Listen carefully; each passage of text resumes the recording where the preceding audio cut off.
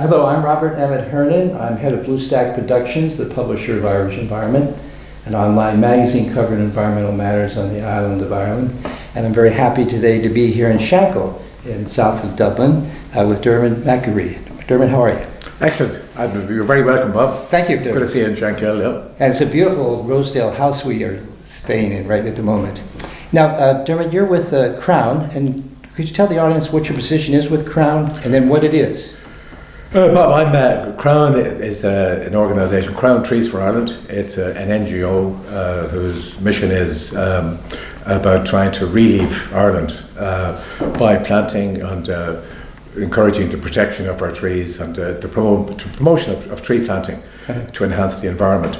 So we're established 31 years. In fact, we had our 30th anniversary party here in Rosedale last year. Oh, congratulations.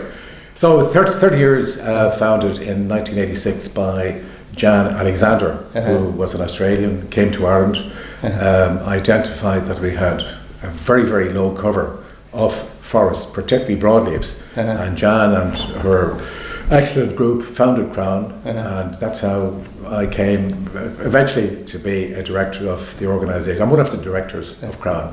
And Crann is the Irish for? Crann is the Gaelic, the Irish for tree. For tree, just for tree, yeah. Just for tree, yeah. Now, and what, Diarmuid, there is Ireland has maybe one of the least forest covered places in Europe, like 11% or something? Exactly, yeah. Why is that so? Well, we've had there were stories that Ireland in the past, now I don't believe it, that years ago, if a squirrel travelled from Donegal to Cork, he or she could walk on trees without touching the that's a bit of an exaggeration, but anyway, we were forested by then, the Ice Age and man's influence and what have you. We have the best, now this is what Crann is all about. We advocate tree planting because we have the best climate in Europe for tree planting. But you're right, at 11% we have the lowest forest cover, with the exception of, I think, Iceland. So it's all to play for. The land is there, the potential is there to plant the right trees in the right places. And I think there was an element of, there was unsustainable use of Irish forests in the past. There wasn't replanting, there wasn't, I think at the turn of the century, as far as I remember, Ireland had only 1% of forest cover. It was 1% of 1% in around about 1900. So with the various governments and various attitudes and the realisation that trees are very much a part and parcel of the environment, there is a major policy now to encourage forestry, tree planting. And Crann is very much say a charity, an organisation encouraged by the government to promote planting. And I emphasise the right tree in the right place. Now, Diarmuid, let me ask you, you also focus as well as on hedgerows, correct? Yes, the hedgerow, we look upon the hedgerows as very much a biological corridor, and Crann advocates the conservation and enhancement of hedgerows. I mean, it's a fantastic gene pool of material. A lot of the native Irish flora is incorporated into the hedgerows. So we're a bit concerned about, say, the destruction of hedgerows in the past. So we have a group who advocates on behalf of hedgerow expansion and retention. And as I say, in Crann, we look upon hedgerows as relics of biological diversity. Say, for example, there's problems now with ash disease. Some of the hedgerows perhaps would have resistant ash. And there could be a possibility of a breeding program to provide, as we know, habitat for birds and for animals, and very much so. Why don't you give us some sense of some of the work that Crann does? Now, you don't own woodlands, or do you own woodlands? No. Or manage any? Well, we established in conjunction with Cuilche. Cuilche is now remember, Crann is the Irish for tree. Yes. Cuilche is the Irish for woods. Yes. So Cuilche is the state organ, the forest enterprise in Ireland, if you like. The Forest Service is the Forest Authority. So in conjunction with Cuilche, Crann planted, I think, over 120,000 oak plants, trees in Wicklow. In fact, if you have time, you might go and see that in Oakland. in Wicklow. So we manage that in partnership with Creature. Okay. But we do, while not owning our own forests, we do encourage people who have trees and forests how to manage them and to practice sustainable forest management. We have a part-time education officer who goes around the country and plants and encourages school children and advocates on behalf of tree planting and woodland management. A lot of our members, we have, I think at the moment we have around about 900 members in Crann. I think we're the largest NGO tree organisation in the country, and a lot of our members have forests of their own and woodlands, and we have a pool of expertise within Crann. We have a part-time lady who looks after administrator, and she assembles all the queries and advocates on behalf and delegates to us voluntary people to give advice about trees, forests and management. So education is a central focus for education is paramount. We again, Crann members and members of the board, we travel throughout the country and give lectures and talks and demos. For example, Crann is very much involved with the Tidy Towns movement in Ireland. And I might give you one example from Shankill here. In Shankill, where I'm a member of the Shankill Tidy Towns now, we decided as a group 3 years ago that we would plant one tree for everybody in Shankill. So one tree, the population of Shankill is 13,900.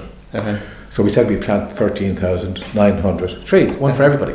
So we embarked on that project and we named it Trees for All. And we started this 3.5 years ago. And I'm delighted to say we planted over 14,000 trees. Now, we in Crann see that as an initiative or as a template that other tidy towns groups in the country. We have a very good magazine. Yeah, you have the magazine. And I might use this occasion. Sure, please. That's our magazine. It's published, I think now twice a year. And we look for articles all about trees and stuff. And within that magazine, we try and have stories about, good news stories about tree planting, about sustainable forest management, about tree diseases, about you name it. About the latest one is about forest ecotherapy. This is about getting people out into the forest, stressed out, and using the five senses and enjoying the woodlands. I think Crann's work and again the work of the Forest Service and the work of all the advocates on tree planting in Ireland, it will reduce the health bill. I mean, people used to say they're stressed or stuff. The oxygen that the trees are giving off freely, taking off the CO2. The trees are actually giving us the air that we breathe. And we think in terms of mental health and sort of obesity that you mentioned, and in terms of stress, and in terms of just enjoyment, that to get out into the woods and see the different seasons. You were talking about the Forest Service, and let me use that as an opportunity to segue into giving the audience a sense of your background, because I think it's very important. And I want to use your background as a jumping point to talk about the changes that have taken place over the years in forest servicery and how it approaches forests. Because Diarmuid worked for 42 years. I did, in the Forest Service of within Ireland's Department of Agriculture, including as head of the Forest Protection. He was also the Chief Forestry Inspector with the department. And at the same time, as he was working with the department here in Ireland, he was very actively involved in international forestry organizations within the European Union and within the UN. You were actively involved with the UN Vancouver Conference on Sustainable Forest Management. That's right, You were also involved with the Ennis Declaration here in Ireland of 2002. And what did the Ennis Declaration address? Well, just to back up, that the Ennis Declaration was, we had a conference in Ireland under the umbrella of the UN on Sustainable Forest Management, SFM, and Ireland was asked to host an international conference on the implementation of sustainable forest management and afforestation in the context of SFM. So we had a fantastic conference with a lot of international bodies. I chaired a lot of the sessions. And the Ennis Declaration simply stated that all forest operations should be SFM compliant. But I think SFM has changed the entire, perspective on forestry. Sustainable forest management is literally where the right tree, the right place, ecologically appropriate. It enhances water quality, alleviates floods. It contributes to what we're saying, that things like the non-timber NTBs, the non-timber benefits. Right. But as a forester, I make no mistake or no apology for saying forestry is all about timber production. That you have to produce. I mean, the timber in this house, you have to produce the raw material, but you do it properly in accordance with environmental best practice. Okay. And then you have the incidental, what we used to call as students the non-timber benefit. I want to come back to those non-timber benefits in a minute, but I also want to just point out too that you retired. I hate the word retired. I changed perspective. You changed directions. I'm from the Department of Agriculture in 2009. And you haven't stopped working, because obviously you were also then appointed by the UN as a member of a team of specialists in forestry for the UN in Geneva, and you're continuing that work since you retired in 2009. Yeah, I was lucky enough when I was with the Forest Service. I was involved with the UN in various committees and in various climate change negotiations and in disease and all types of international forest. But I was asked to stay on as a member of a team of specialists on the implementation of sustainable forest management. And I think we were the first team of specialists in the UN to self-destruct. We actually felt that we achieved our objectives. That's what I like. We're action-oriented. We said, Jesus, we've done it. So then we were asked to become members of a team of specialists on green, this is very exciting, on green jobs in the forest sector. And that's where I'm working part-time at the moment. That's actually a good segue into what I wanted people to have a sense of your very broad and long experience in this. And what do you see is happening in the management of forestry now in the last 10 years or so that's different? I mean, it was commercialization, sustainable management. Now we're talking about some other kinds of things like green jobs. Yeah, but I'd say initially people think about forestry as just wood production. Now that is the major focus. Economic timber production for the industry, the housing and construction and biomass and all that. But we've identified the non-timber benefits and incidental, like can you put a value on recreation? Recreation, I found, is known as recreation. It's recreating yourself. So recreation, and there's a lot of nature trails. There's Dublin Mountain Way just out on the start of Dublin Mountain Way here is in Shankill, and people meander through the woodlands up by the lead mines up in Ballycorus and up by Carrigolligan, and they love it. Now that areas would be specifically managed in a different way for timber harvesting. You maintain you do it as amenities. You look after that. Right. So there's mountain biking. There's forest parks. There's caravans. You build a forest park. Then there's restaurants. There's guys who are doing the coffee, the signage, the repair. So this is what we're identifying as green jobs. The meeting, I was at a meeting last week, and they were talking about mushroom production. Literally, but these ceps that you get, beautiful cep mushrooms in France, morels. Now that's an incidental of the forest, and it's to try and enhance the monetary value of the forest. You're into biomass, you're into wood chips, you're into anything that adds value to the forest. Now we've identified in our small group the benefits of carbon sequestration as a big one. I mean, the ability of the magic molecule, the chlorophyll in the tree to literally take that CO2 out of the atmosphere and give us the oxygen that we're breathing. Now can you quantify that? Right. You can, in terms of people who've signed up to Kyoto, the benefit of the forest to offset the CO2. There is value in terms of the contribution of forest to the entire tourist industry. I mentioned ecotherapy, ecotourism. There's value very much in terms of the impact of trees on water quality enhancement.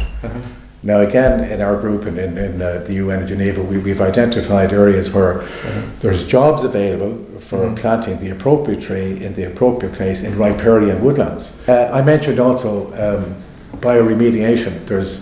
a great guy in the States called Paul Stamets, and he is an internationally renowned mycologist. He works in fungi, the area that I worked on, and he has identified the benefits of forest fungi in terms of rehabilitating sites that were polluted or even polluted waterways. There's a whole areas there. Yeah. So we hope to have our work completed, say, by September, then a conference in Ireland to show. So watch this space.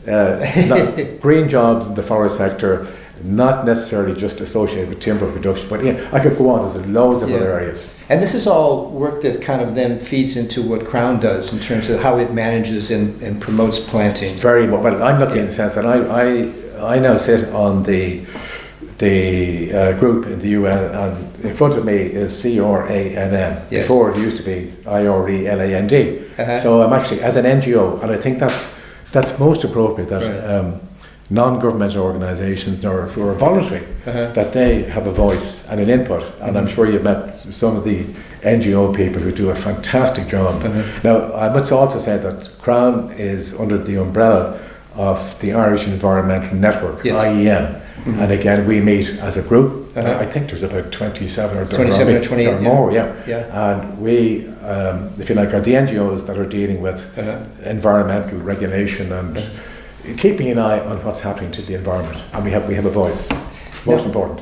Now, also, Dermot, let me ask you about the working with the cities, because normally one thinks of forest outside the cities, outside urban areas, but Crann also does some work with cities in terms of planting. Yeah, which is most important. It's normally called, say, urban forestry or stuff. Now, again, in the Forest Service, we introduced a scheme called the Neighbour Wood Scheme.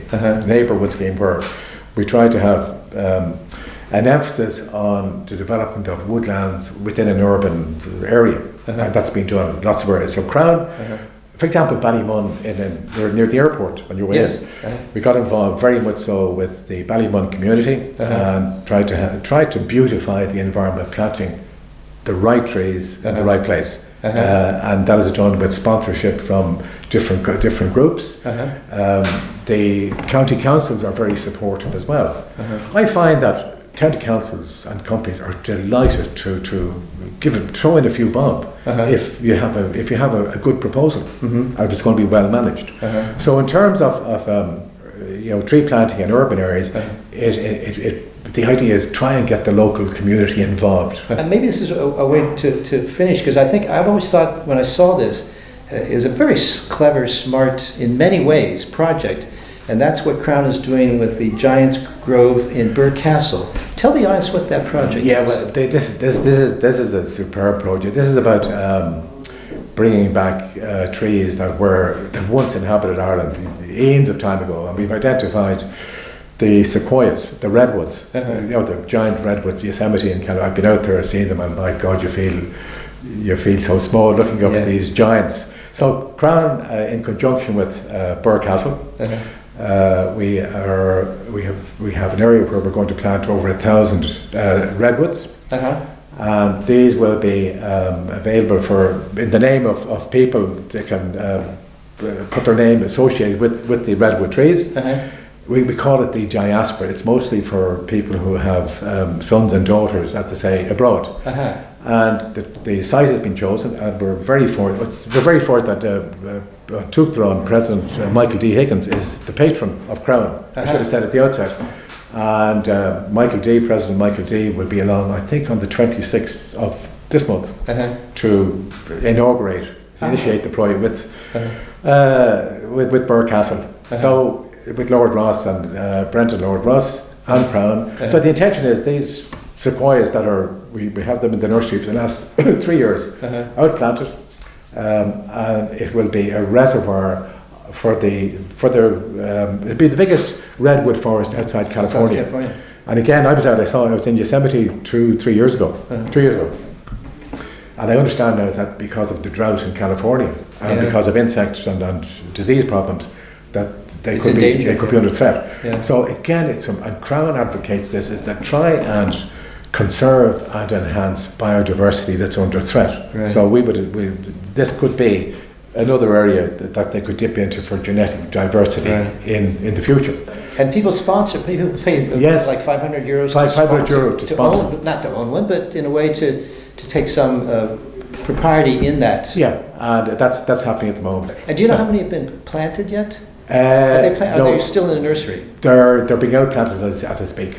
Okay. Yeah, but we went at the inauguration will be by President Michael D on the 26th. Great. So I say that the seed grown from seed right up, and they are after 3 years they're mighty. Yeah. Yeah, That's and hopefully great. That's it'd be great. nice. Yeah. Yeah. Well, congratulations. Thanks for that. But congratulate Crann and Burcastle. And we will. And Darren, thanks for talking with us today. Thanks, Bob. You're very welcome.